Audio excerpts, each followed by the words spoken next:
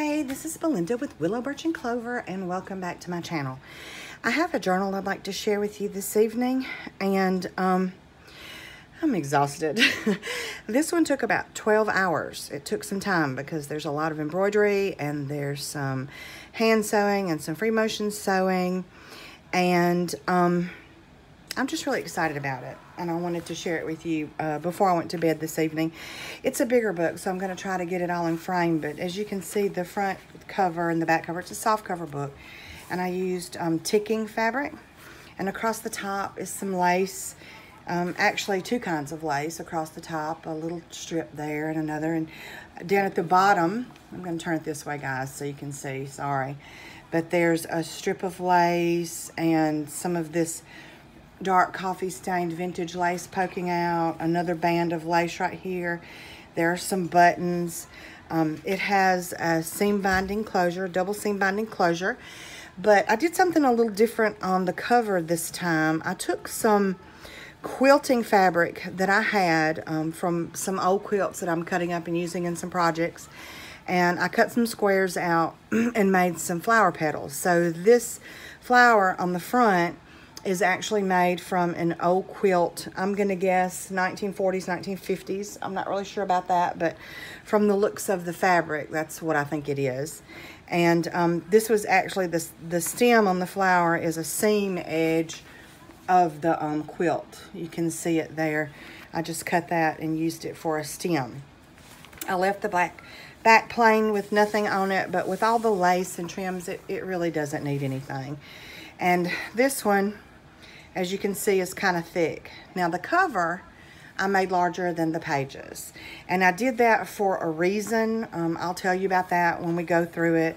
I wanted to leave some extra space for pinning things. If you want to pin little scraps of fabric and laces, you certainly can, across the top and along the bottom. I thought that would be pretty, and I was going to do it myself, but I think what I'm going to do is actually just put some extra pins on the inside of there and leave that up to whoever this journal ends up belonging to, because I think that's a personal thing. Like if you've got lace from an old dress, or you know, something that you find at a flea market or a swap, you might want to take a piece of that and pin in your journal. So that's what I'm going to do.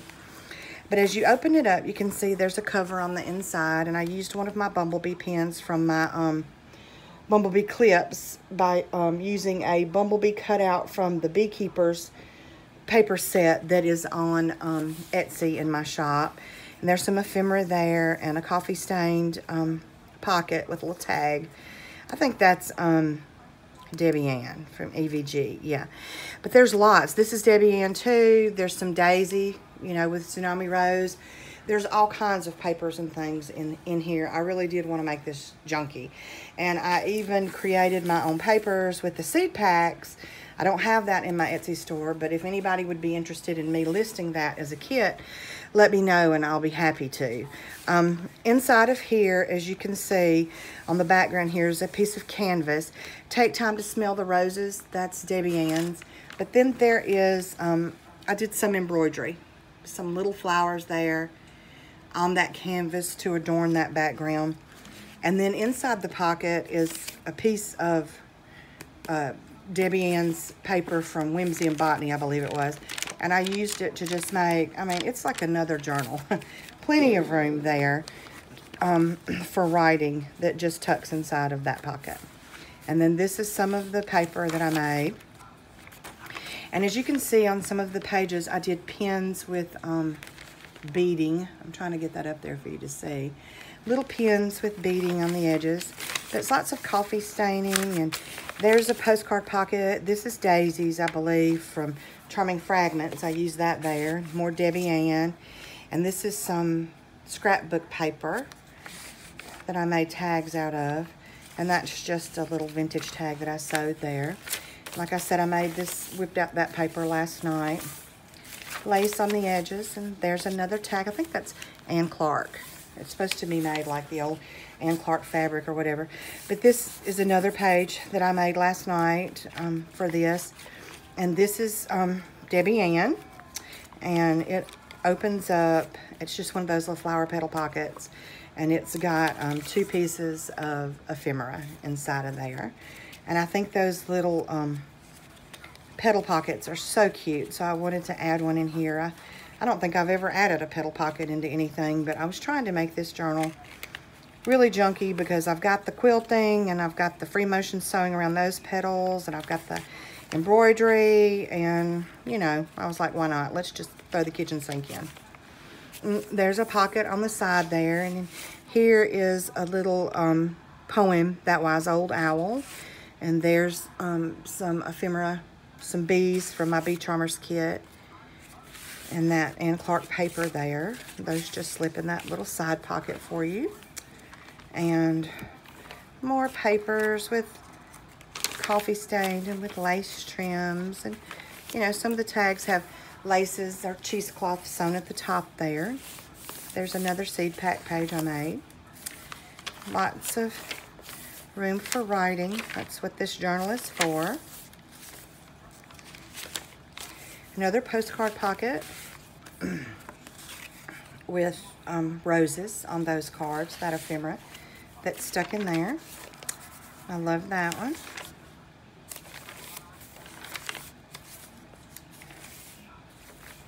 There's a postcard pocket, a couple pieces of ephemera. Of course, that's Daisy and that's Debbie Ann.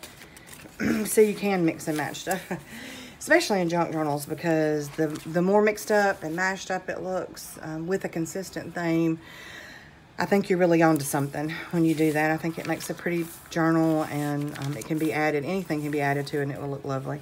And there's another piece of lace with another one of those pins on there with some little beading, and another one of those papers that I made last night out of the seed packs, and another tag stuck up there.